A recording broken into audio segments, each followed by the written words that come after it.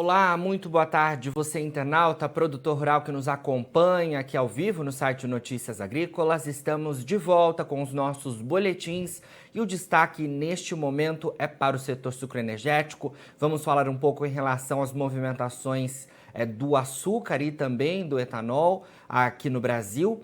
E para a gente conversar sobre todo esse cenário, como é que ficam as movimentações do açúcar nos terminais externos diante dessa disparada do petróleo. Hoje, por exemplo, o petróleo subia cerca de 5% nas bolsas externas. E é claro que isso, de alguma forma, dá suporte ao açúcar. E a gente vai entender todo esse cenário agora ao vivo com o Maurício Murucci, que é analista de mercado da Safras e Mercado. Maurício, muito boa tarde. Obrigado mais uma vez pela sua presença aqui com a gente do Notícias Agrícolas.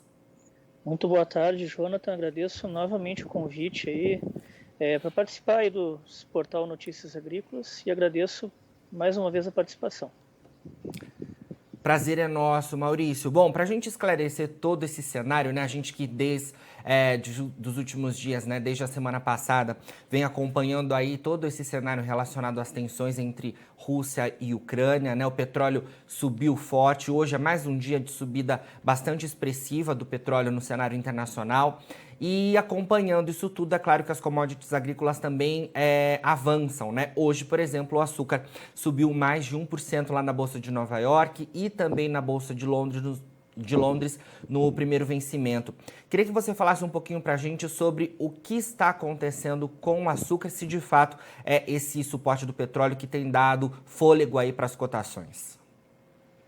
Bom, basicamente o mercado, né, Jonathan, como você falou, está precificando o risco político. Teve essa invasão da Rússia à Ucrânia, que está despertando aí temores até de uma terceira guerra mundial, se a gente for acompanhar na mídia assim, as análises, né? E, obviamente, isso está refletindo no petróleo, não só pelo risco político, mas pelas sanções que o Ocidente, encabeçado pelos Estados Unidos, está impondo à Rússia. Então, ou seja, a Rússia já não consegue mais negociar, está tendo dificuldades no caso de negociar gás e petróleo, né? Então, isso fez o petróleo disparar aí.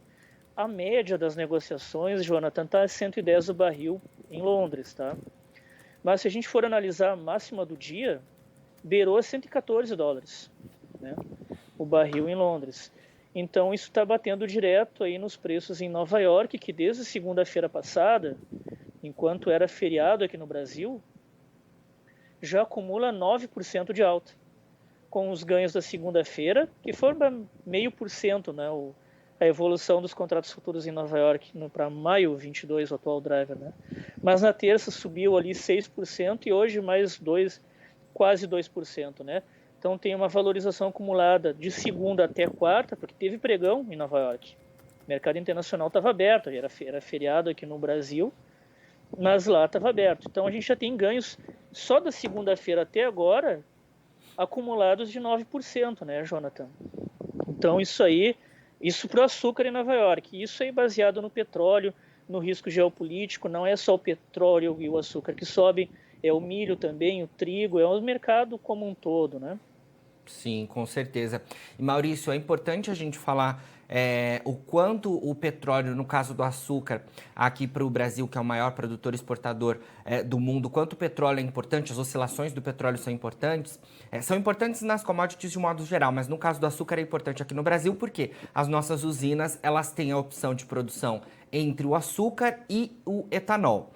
Com o petróleo mais valorizado, a gasolina tende a subir e também a gente acompanha a valorização no etanol. Seria mais ou menos esse sentido? Porque o petróleo é tão importante para as usinas aqui do Brasil. Há uma correlação direta de forças do petróleo e açúcar, através do etanol, né? O petróleo sobe, aumenta a pressão de alta sobre a gasolina no mercado interno aqui brasileiro, né? Porque a Petrobras segue a política de paridade internacional, pelo menos em tese ela segue, né? Ou era para seguir, né? Mas isso é uma outra história. Aí o petróleo subindo, puxando a gasolina, ela também abre espaço para o etanol se valorizar, né? Porque ele pode aumentar de preços e manter aquela relação de 70% de paridade, né? O etanol mais valorizado, ou seja, mais rentável, acaba concentrando mais o mix de produção a seu favor e reduzindo a oferta do açúcar. Porque como o etanol está mais valorizado em função da gasolina e do petróleo, as usinas vão produzir mais etanol e menos açúcar, e acaba impulsionando os preços do açúcar também. Né? Tem a questãozinha ali da paridade, que não está sendo seguida, que é um ano eleitoral, que a Petrobras está para ajustar preço, mas não ajusta. Tem essa grande indecisão assim no mercado. Mas isso é um outro assunto, né, Jonathan? Mas, de fato, a correlação direta de forças que existe entre o petróleo em Londres e o açucarino de Nova York é essa, através do etanol. Perfeito, perfeito. E Maurício, a gente já vem falando aí há alguns meses, né, sobre a decisão difícil das usinas, né, diante do cenário externo, e agora essa situação fica ainda mais, vamos dizer assim, confusa, né, para as usinas diante do mix, porque uma safra mais alcooleira fica cada vez mais evidente, né? É verdade. Só para a gente ter uma ideia, Jonathan, antes da guerra eclodir, né, antes do feriado de carnaval, né, já havia uma defasagem da gasolina no mercado interno, frente aos preços internacionais, de 9%. Ou seja, para a Petrobras ter uma paridade ali com a gasolina internacional, ela deveria aumentar em 9% os preços, mas não fez, né? Ela estava 9% abaixo. Ela estava 9% abaixo quando o petróleo em Londres estava em $96 o barril. Só que agora, com a guerra, ele já não está mais em 96, ele está a 110, né? Chegou a 114, voltou a 100 agora. Então você imagina o nível de defasagem aí que existe entre a gasolina no mercado interno e o petróleo, né, Jonathan? Além disso, não é só a questão da competitividade, tá? A questão da relação com a gasolina. Os custos de produção das usinas, em grande parte, estão relacionados ao petróleo. Por quê? Por conta do óleo diesel, para manter todo aquele maquinário das usinas, as colhedoras de cana, todo o maquinário fabril, né?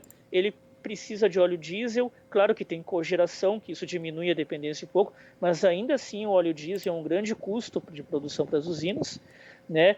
E também tem a questão aí da competitividade frente à gasolina, né? Que acaba aumentando os custos de produção, né, por conta da alta do diesel. Basicamente isso. É o segundo ponto de correlação aí entre a alta do petróleo e os preços do etanol para as usinas, né? Isso sem falar, claro, Jonathan, no aumento dos custos de fertilizantes, que os custos de fertilizantes também são, entre aspas, indexados ao petróleo, né? Porque a matéria-prima de fertilizantes muito importantes no mercado está relacionada ao petróleo. Então, o petróleo sobe, o fertilizante também sobe. É com o aumento de custo de produção para a usina através dos fertilizantes, né? E depois, como eu falei, o óleo diesel aí, que é para manter a usina funcionando, o maquinário, as colhedoras, etc. Sim. Maurício, trazendo ainda essa questão dos fertilizantes, né, avançando um pouco mais, diante desse cenário aí de guerra, né, entre Rússia e Ucrânia, né, um cenário que pode ser, inclusive, piorado, né, nas próximas semanas. Claro que a gente vai seguir acompanhando tudo isso. Mas essa situação posta, o Brasil hoje ele tem uma grande dependência das importações, principalmente da Rússia, de fertilizantes, né? No caso da cana-de-açúcar, a gente teria algum impacto, Maurício? Como é que você vê esse cenário? Porque tem havido preocupações nesse sentido também, né? Tem havido, de fato, há problemas logísticos, há problemas operacionais, há problemas financeiros em comprar novos fertilizantes, né? O produtor hoje, que ele quer comprar fertilizante, ele não consegue nem pagar o fornecedor lá no leste europeu, ele não consegue pagar o cara. Mesmo que ele conseguisse pagar, ele não consegue logística por conta da guerra.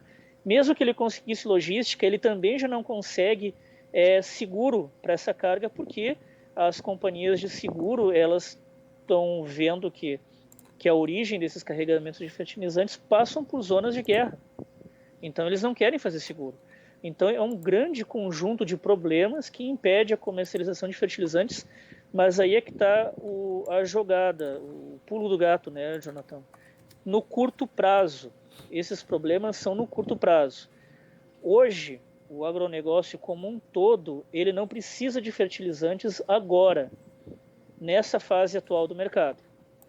Não há uma necessidade extrema de fertilizantes agora. Não só para a cana, mas para outras culturas também que não estão nos seus ciclos de semeadura. Tá? Agora, quando que o Brasil vai precisar de fato de fertilizantes? Daqui a 4 ou 5 meses, que começam os ciclos de semeadura, não só da cana, mas de outros grãos aí, né? Então, existe um timing ainda, tá? Uma janela de oportunidade, digamos assim, para que esse conflito se resolva e a regularidade na oferta desses fertilizantes por conta do leste europeu seja regularizada. Então, a gente tem uns 4 a 5 meses, no máximo, aí para isso se solucionar e, de fato, essas cargas chegarem no Brasil e o agronegócio aqui, os setores produtivos, conseguirem seus suprimentos, né? Então, Jonathan, é uma questão assim, de fato o problema tem, a gente não está negando que ele tem, mas não há uma demanda dramática no curto prazo para esse fertilizante, né? Então não há uma escassez assim, ao ponto de inviabilizar a próxima safra. Não é esse o caso, pelo menos agora, né, Jonathan? No curto prazo. Agora, se esse conflito durar mais 5 a 6 meses, aí sim, o cenário vai mudar completamente, a gente vai ter prêmios de risco sobre todas as commodities, elevadíssimos, né? Mas a gente ainda tem um tempo ainda para que isso não ocorra, né? Sim. Excelente resposta aí para a gente, né? Para toda essa situação que tem de fato chamado a atenção dos produtores e também de diversos setores do agronegócio brasileiro. Maurício, bom, seguindo na nossa conversa em relação ao setor sucroenergético, vamos falar um pouquinho mais sobre o etanol, né? Porque a gente até mencionou, né, a disparada do petróleo, como é que impacta no mercado de açúcar e também no mercado de etanol. É claro que esse cenário, com essa alta do petróleo, o cenário de preço do etanol vai acabar se modificando, mas a gente tem visto aí nas últimas semanas quedas, né, no preço do etanol aqui no Brasil. Inclusive, segundo o último levantamento da ANP, 4 estados já tinham, né, o etanol mais competitivo do que a gasolina, né? Os preços do etanol eram mais competitivos que os da gasolina, segundo o último levantamento da ANP. Queria que você falasse um pouquinho sobre essas recentes quedas do etanol e como a gente deve olhar esse cenário à frente com essas oscilações do petróleo. Tá, então assim, Jonathan, até breve, eu só vou tecer um último comentário sobre a questão dos fertilizantes. Sim, sim. Para a gente encerrar assim com chave de ouro essa questão, assim, digamos assim. Eu acho importante fazer esse epílogo, tá? Porque é deixar muito claro ao mercado, né, o timing do problema que a gente tem agora para quando o Brasil realmente vai necessitar dos fertilizantes, né? Que tem bastante tempo ainda, 4, 5 meses. Por quê? Para a gente tomar cuidado, Jonathan, para não semear terrorismo de mercado. Né? Uma coisa é prêmio de risco, outra coisa é terrorismo de mercado. Né? Então, quando a gente começa a falar muito, tem a guerra, vai faltar fertilizantes, não dá para pagar, não dá para comprar, não dá para embarcar, não dá para segurar, não dá para nada, cria essa percepção, né, de que não vai ter nada, e a safra que vem ninguém sabe, mas não é o caso. Só deixando isso bem claro, para não ficar essa percepção de terrorismo de mercado, a gente segue em frente, né? Era um pequeno epílogo ali que eu queria comentar com você. Voltando ao etanol. O etanol, evidentemente, caiu ao longo de fevereiro, especificamente da segunda quinzena de fevereiro, com as usinas muito preocupadas com a falta de competitividade que se via até então do hidratado frente à gasolina, né? De abril do ano passado até o início de fevereiro, não existia competitividade. Um longo período, né? Quase um ano. Só que daí os estoques de passagem começaram a se aproximar do fim da entre-safra ainda muito elevados, né? E ao mesmo tempo em que as usinas já se preparavam para antecipar o início da moagem da próxima safra, 22-23, que começa pelo calendário em abril, mas que na segunda metade de fevereiro já tinha 15 usinas moendo aí. E para março, a nossa expectativa das safras de mercado é mais 20 usinas, né?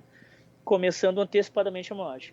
Então, essas usinas, vendo que vai antecipar a entrada da safra nova e com volumes muito elevados de etanol nos estoques, né?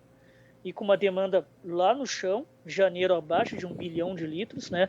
Mas a nossa expectativa janeiro, as vendas de hidratado em janeiro foram 917 bilhões de litros, né? Milhões de litros.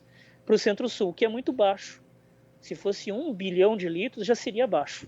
Nós vindo 917 milhões de litros, é abaixo do que é considerado mínimo, né? Então as usinas começaram a se preocupar muito com essa questão e viram adequadamente que as vendas nas bombas entre os consumidores finais estavam baixas porque não havia competitividade. E já o mês de fevereiro foi inteiro marcado por quedas, com qual objetivo? Com o retorno do hidratado aos níveis de competitividade. Com base nisso, a gente espera que a demanda de hidratado para o Centro-Sul em fevereiro seja de 1,13 bilhão de litros, né? Mesmo que fevereiro tenha dias a menos, que é um mês de 28 dias, né? E não de 31. Então a gente tem uma amostragem estatística menor. Mesmo assim, diante da retomada da competitividade do hidratado frente à gasolina, tá? Ao longo de fevereiro, a ANP atualizou os dados da semana passada aí com valores de 7,8%, 7,5% em alguns estados, né? Então, com isso, vai ter um aumento na demanda aí a partir de fevereiro. Se a Petrobras resolver voltar à paridade internacional, que oficialmente ela tem, mas na prática não tem, porque é ano eleitoral, né? Então fica mais difícil a Petrobras elevar os preços, né? Há uma questão política aí no meio, mas se ela realmente elevar, vai ser o melhor dos mundos para as usinas, né, Jonathan? Porque elas já estão vendendo mais com níveis de competitividade já alcançados e elas vão poder continuar vendendo mais com preços mais altos e sem perder a competitividade. Esse vai ser a grande questão aí no mercado a partir de março, né? Vai ser um grande ponto positivo se a Petrobras decidir elevar os preços da gasolina, respondendo ao petróleo, como eu falei no início da entrevista, $110, né? Tem gente no mercado dizendo que vai a 120, 130, né? Mas é cedo para dizer, mas no 110 já dá uma pressão boa na gasolina, e sem contar com o câmbio, né? Com o real novamente desvalorizado a 5,15 aí, né? O que encarece ainda mais a importação de gasolina, né? Agora a gente vai ver se o executivo vai permitir que a Petrobras eleve ou vai se preocupar com o cenário eleitoral desse ano, né? Que daí vai bater inflação, vai bater a sensibilidade dos combustíveis, né? Que bate na classe média alta, que é eleitora do presidente atual. Então, uma complexidade de vetores políticos e econômicos aí que deixa o mercado em suspenso, né? Porque se fosse simplesmente pela paridade, por paridade, a gente pega o petróleo em Londres e o câmbio, já daria uma alta muito interessante aí para o setor sucroalcooleiro, né, Jonathan? Cenário de atenção ao longo desse ano de 2022, né, Maurício? Para a gente encerrar, eu iria te perguntar sobre as perspectivas aí para os produtores de açúcar etanol, que o mercado deve estar atento aí nos próximos dias, mas emendo também nessa pergunta alguns comentários aqui que a gente recebeu do Victor Pires, né, que está acompanhando a nossa transmissão. Como a questão dos fertilizantes chama bastante atenção, né? Ele pergunta, será que a gente conseguiria, por exemplo, lá na frente, importação de outros países produtores de fertilizantes? É um dos questionamentos dele. E um outro é o seguinte, será que a gente vai ficar, de alguma forma, dependente da sorte nos próximos meses com essa situação entre Rússia e Ucrânia, para, de fato, ter uma situação definida em relação à situação dos fertilizantes? Como é que você vê esses dois pontos, Maurício? Muito obrigado, Vitor Pires, pela sua pergunta, inteligentíssima. É uma pergunta muito bacana, que vai me dar um gancho de falar aqui de geopolítica, né, que é um ponto que eu gosto muito de geopolítica, que eu estudo muito geopolítica, mas que nas entrevistas aqui eu não consigo espaço para falar, porque o objetivo é açúcar e etanol, no máximo petróleo, né? Então eu vou começar pelo fim, que eu acho que é o ponto mais interessante da pergunta dele. A gente vai depender da sorte, o agronegócio brasileiro vai depender da sorte, quanto à continuidade da guerra da Rússia e da Ucrânia? Parece uma questão muito dramática, né? Mas eu particularmente acredito que não. Ainda ontem, o primeiro-ministro da China telefonou para o presidente da Ucrânia, se ofereceu para para intermediar um diálogo, né, entre Rússia e Ucrânia. Claro que o objetivo da China não é ser boazinha, ela não quer ser boazinha, ela não quer apenas o fim do conflito por uma questão da paz mundial. O objetivo da China é se colocar como um importante player internacional na geopolítica. Né? Não que ela não tenha, mas ela quer reforçar ainda mais esse papel. Porque geralmente, se a gente pegar os últimos 50, 60 anos de conflitos internacionais, quem é o país que faz o intermédio entre os dois lados de conflito? Geralmente é os Estados Unidos, porque ele tem um papel geopolítico muito importante no cenário internacional. Agora, com a China assumindo o protagonismo nas negociações entre Rússia e Ucrânia, lembrando que a Rússia é um grande parceiro, não só econômico e militar da China, mas um grande parceiro ideológico da China. Né?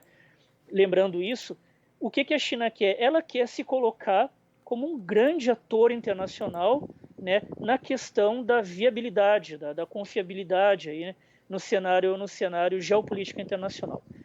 Como tem grandes, digamos assim, grandes lobos nessa jogada, que é Rússia e China, eu particularmente acredito, né, que a solução desse conflito já até está organizada, já até está traçada. Não por conta da Ucrânia, mas por conta da China e da Rússia. A Rússia vai ter um ganho militar e um ganho político interno. E a China também vai ter um ganho. Se a China conseguir intermediar o fim desse conflito, que é o grande drama internacional, né? Então, fica aquele cenário assim, os Estados Unidos não conseguiu nada e a China conseguiu tudo. Vai ser uma grande vitória para a China, além de ser a grande vitória para a Rússia. E os dois são muito amigos, né? O Vladimir Putin e o Xi Jinping têm um laço de amizade muito grande, né? E, Jonathan, desculpa, qual era a outra pergunta dele mesmo? Agora eu fiquei nessa questão. Sim, a outra pergunta era se a gente conseguiria, por exemplo, importar de outros países que não a Rússia, né?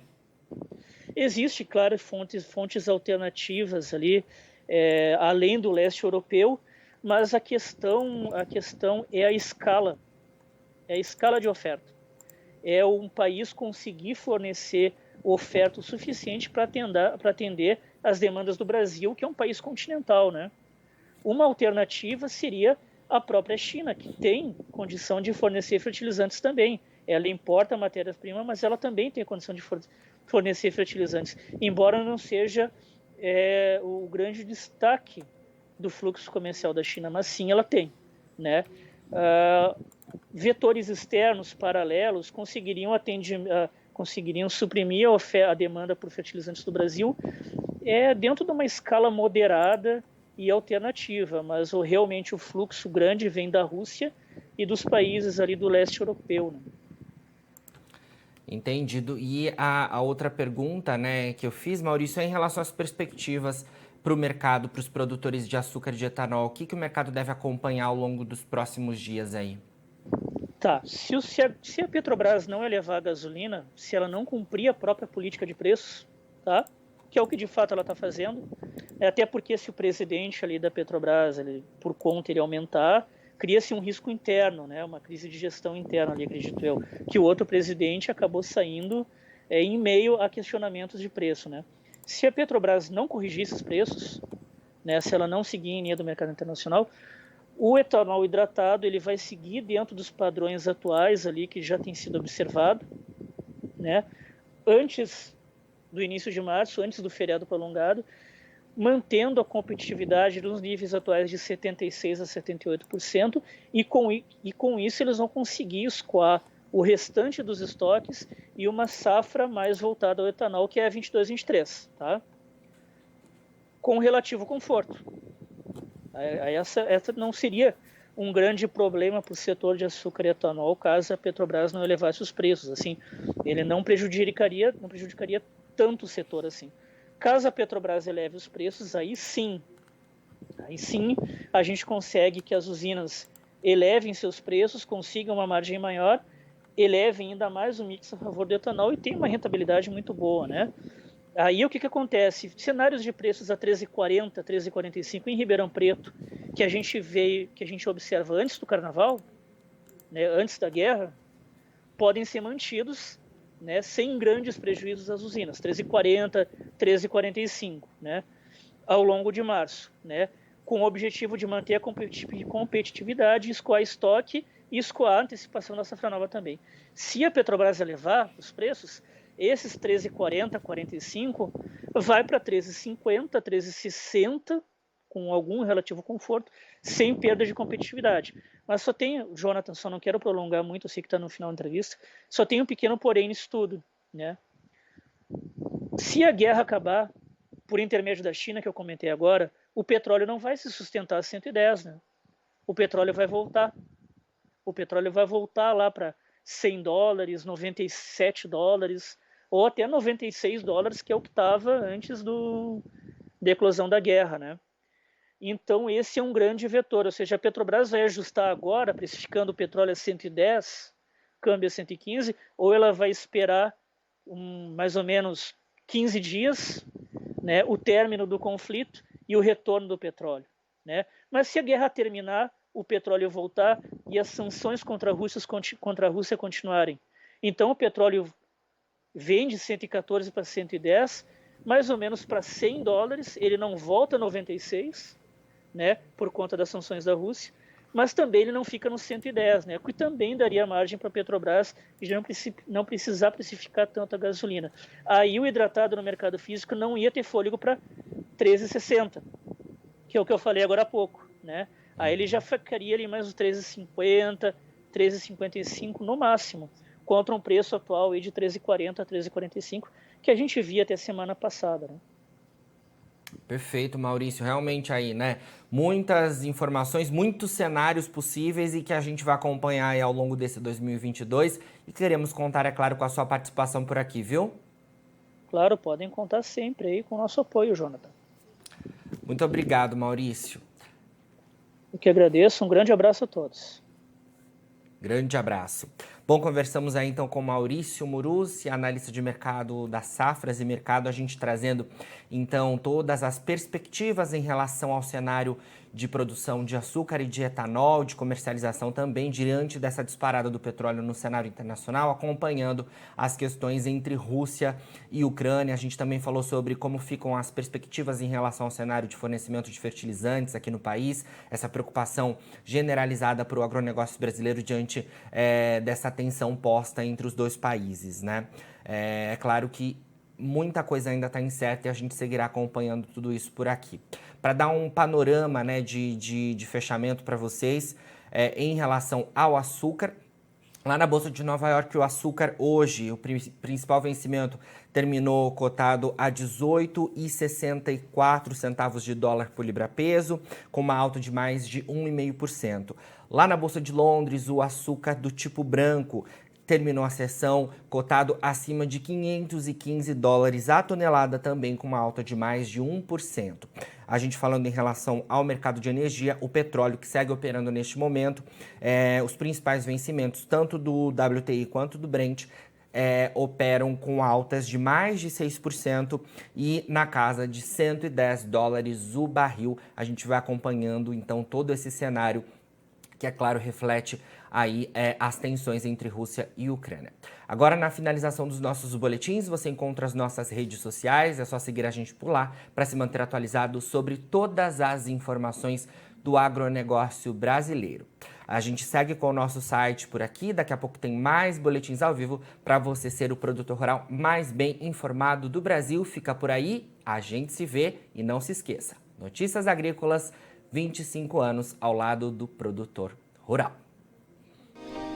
Se inscreva em nossas mídias sociais. No Facebook, Notícias Agrícolas. No Instagram, @Notícias Agrícolas. E em nosso Twitter, @Norteagri. E para não perder nenhum vídeo, não se esqueça de nos acompanhar no YouTube e na Twitch, Notícias Agrícolas Oficial.